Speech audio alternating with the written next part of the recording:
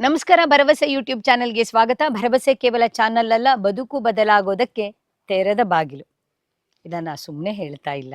ಹಲವಾರು ಜನ ತಮ್ಮ ಬದುಕನ್ನ ಬದಲಾಯಿಸಿಕೊಂಡವರು ಹೇಳ್ತಾರೆ, ಭರವಸೆಯಿಂದ ನಮ್ಮ ಬದುಕು ಬದಲಾಯಿತು ಅಂತ.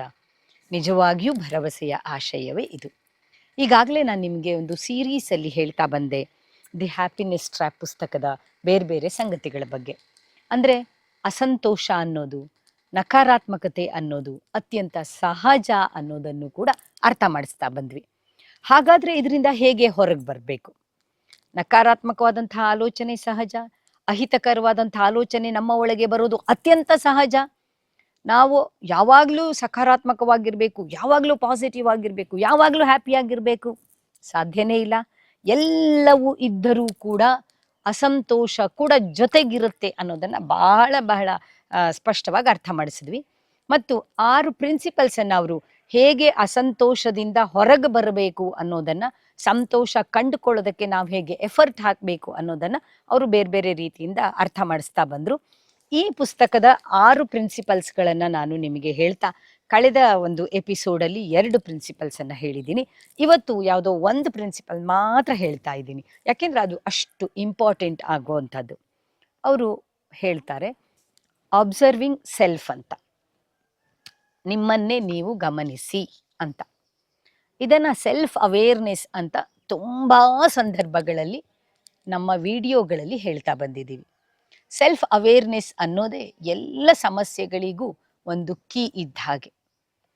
ಆ ಸೆಲ್ಫ್ ಅವೇರ್ನೆಸ್ ಕೀಯನ್ನು ಬಳಸ್ಕೊಂಡ್ರೆ ಬಹಳ ರೀತಿಯಾದಂತಹ ಸಮಸ್ಯೆಗಳಿಂದ ನಾವು ಹೊರಗೆ ಬರಬಹುದು. ಯಾಕೆಂದರೆ ಸೆಲ್ಫ್ ಅವೇರ್ನೆಸ್ಸಿನ ಮೂಲ ಗುಣವೇ ನಮ್ಮನ್ನೇ ನಾವು ಅರ್ಥ ಮಾಡ್ಕೊಳ್ಳೋದು. ಏನು ಸೆಲ್ಫ್ ಅವೇರ್ನೆಸ್ಸು, ಸ್ವಯಂ ಅರಿವು ಅಂದರೆ ನಮ್ಮನ್ನೇ ನಾವು ಅರ್ಥ ಮಾಡ್ಕೊಳ್ಳೋದು. ನಮ್ಮನ್ನೇ ನಾವು ಹೇಗೆ ಅರ್ಥ ಮಾಡ್ಕೊಳ್ಳೋದು? ನಮ್ಮ ಆಲೋಚನೆಗಳನ್ನೇ ನಾವು ಗಮನಿಸಿಕೊಳ್ಳುವುದರ ಮೂಲಕ, ನಮ್ಮ ಆಲೋಚನೆಗಳನ್ನೇ ನಾವು ಅತ್ಯಂತ ಪ್ರಾಮಾಣಿಕವಾಗಿ ಗಮನಿಸಿಕೊಳ್ಳುವುದರ ಮೂಲಕ ಮತ್ತು ಯಾವುದೇ ರೀತಿಯ ಪೂರ್ವಗ್ರಹವೂ ಇಲ್ಲದೆ ನಮ್ಮನ್ನೇ ನಾವು ಅರಿಯೋದ್ರ ಮೂಲಕ. ಭಾಳ ಸಂದರ್ಭದಲ್ಲಿ ಏನು ಹೇಳ್ತೀವಿ ಗೊತ್ತಾ, ಸೆಲ್ಫ್ ಅವೇರ್ನೆಸ್ಸು ಅಂದಾಗ ಇಲ್ಲಿ ಇವರು ಅಬ್ಸರ್ವಿಂಗ್ ಸೆಲ್ಫ್ ಅಂತ ಹೇಳ್ತಾರೆ, ನಮ್ಮನ್ನೇ ನಾವು ಗಮನಿಸಿಕೊಳ್ಳೋದು ಅಂತ. ಭಾಳ ಸಂದರ್ಭದಲ್ಲಿ ನಮಗೆ ಸ್ವಯಂ ಅರಿವು ಅಂತಂದಾಗ, ನನಗೆ ನನ್ನ ಬಗ್ಗೆ ಗೊತ್ತಿಲ್ಲದೆ ಏನು, ನನಗೇನು ಇಷ್ಟ, ನನಗೆ ಯಾವುದು ಕಷ್ಟ, ನಾನು ಎಂಥ ವ್ಯಕ್ತಿ ನನಗೆ ಗೊತ್ತೇ ಗೊತ್ತು ಅಂತ ಅಂದ್ಕೊಳ್ತೀವಿ. ಆದರೆ ಹಾಗಲ್ಲ. ಪ್ರತಿ ಕ್ಷಣವೂ ನಾವು ನಮ್ಮದೇ ಆದಂತಹ ಆಲೋಚನೆಗಳನ್ನು ಗಮನಿಸಿಕೊಳ್ತಾ ಬರೋದು. ನಾವು ನಮ್ಮ ಆಲೋಚನೆಗಳನ್ನು ಗಮನಿಸಿಕೊಳ್ಳುವುದ್ರ ಮೂಲಕ ಏನಾಗುತ್ತೆ ಅಂದರೆ, ನಾವು ಏನು ಮಾಡ್ತಾ ಇದ್ದೀವೋ ಅದ್ರ ಕಡೆಗೇನೆ ಗಮನ ಕೊಡೋದಕ್ಕೆ ಸಾಧ್ಯ ಆಗುತ್ತೆ. ಇದನ್ನೇ ಮೈಂಡ್ಫುಲ್ನೆಸ್ ಅಂತ ನಾವು ತುಂಬ ಸಾರಿ ಹೇಳ್ತಾ ಬಂದಿದ್ದೀವಿ. ನಿಮಗೂ ಗೊತ್ತು ಮೈಂಡ್ಫುಲ್ನೆಸ್ ಅಂದರೆ ಏನು ಅನ್ನೋದು. ಮೈಂಡ್ಫುಲ್ನೆಸ್ ಅಂದರೆ ನಾವು ಏನನ್ನ ಮಾಡ್ತಾ ಇದ್ದೀವೋ, ಅಥವಾ ನಾವು ಇಲ್ಲೇ ಕೂತಲ್ಲೇ ಇರಬಹುದು, ನಮ್ಮ ದೇಹ ಮತ್ತು ಮನಸ್ಸುಗಳು ಎರಡೂ ಕೂಡ ಒಂದೇ ಕಡೆಗೆ ಇರುವಂಥದ್ದು. ಏನು ದೇಹ ಮನಸ್ಸು ಒಂದೇ ಕಡೆಗೆ ಇರೋದು ಅಂದ್ರೆ ಏನು ಹೇಳ್ತಿದ್ದೀರಿ ಅನ್ಸತ್ತೆ. ಬಹಳ ಸಂದರ್ಭದಲ್ಲಿ ಏನಾಗುತ್ತೆ, ದೇಹ ಇಲ್ಲಿರುತ್ತೆ, ನಾವೇನೋ ಕೆಲಸ ಮಾಡ್ತಾ ಇರ್ತೀವಿ, ಮನಸ್ಸಿನೆಲ್ಲಿಯೋ ಇರುತ್ತೆ. ಹಾಗಲ್ಲ, ದೇಹ ಮತ್ತು ಮನಸ್ಸು ಎರಡೂ ಕೂಡ ನಾವು ಮಾಡ್ತಾ ಇರುವಂತಹ ಕೆಲಸದಲ್ಲಿಯೇ ತನ್ಮಯ ಆಗುತ್ತೆ. ನಾನೇನು ಕೆಲಸ ಮಾಡ್ತಾ ಇಲ್ವಪ್ಪ, ನಾನು ಸುಮ್ಮನೆ ಕೂತಿದ್ದೀನಿ, ಅವಾಗೇನು ಮಾಡಬೇಕು? ಆಗ ಕೂಡ ಮನಸ್ಸನ್ನ ಒಂದು ಹಿತವಾದ, ಹದವಾದ ರೀತಿಯಲ್ಲಿ ನಾನು ಒಂದು ಕಡೆಗೆ ನೋಡ್ತಾ ಇದ್ರೆ ಆ ನೋಡುವಿಕೆಯಲ್ಲಿಯೇ ಮಗ್ನ ಆಗುವಂಥದ್ದಿರ್ಬೋದು. ಅಂದರೆ ಮನಸ್ಸು ಒಂದು ಕಡೆಗೆ ಸಂಪೂರ್ಣ ಮಗ್ನ ಆಗೋದಕ್ಕೆ ನಾವು ಅವಕಾಶವನ್ನು ಕೊಡುವಂಥದ್ದು.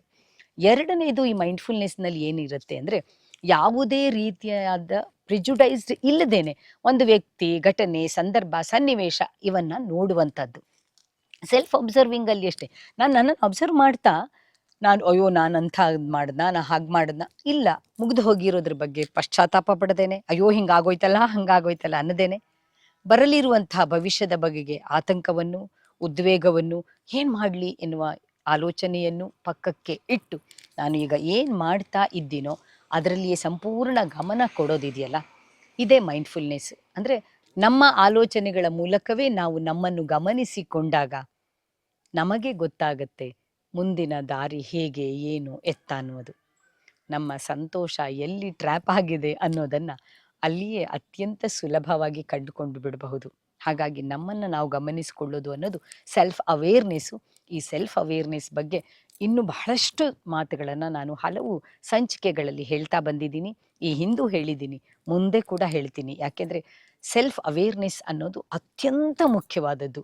ನಮ್ಮ ಜೀವನವನ್ನು ಇನ್ನೊಂದು ಸ್ಟೇಜ್ಗೆ ತಗೊಂಡು ಹೋಗೋದಕ್ಕೆ, ಇನ್ನೊಂದು ಎತ್ತರಕ್ಕೆ ಕರ್ಕೊಂಡು ಹೋಗಿ ನಿಲ್ಲಿಸೋದಕ್ಕೆ ನಮಗೆ ಈ ಸೆಲ್ಫ್ ಅವೇರ್ನೆಸ್ಸು ತುಂಬ ಮುಖ್ಯವಾಗುತ್ತೆ.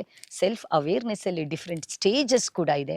ಸೆಲ್ಫ್ ಅವೇರ್ನೆಸ್ ಬಗ್ಗೆನೇ ನಾನು ಇನ್ನೊಂದು ಎಪಿಸೋಡ್ ಕೂಡ ಮಾಡ್ತೀನಿ.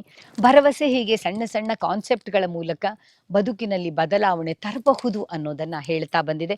ಭರವಸೆಗೆ ದಯವಿಟ್ಟು ಸಬ್ಸ್ಕ್ರೈಬ್ ಮಾಡಿ, ಶೇರ್ ಮಾಡಿ, ನಿಮ್ಮ ಬಂಧು ಮಿತ್ರರ ಜೊತೆಗೆ ಹಂಚ್ಕೊಳ್ಳಿ, ಕಮೆಂಟ್ ಮಾಡೋದನ್ನು ಮರಿಬೇಡಿ.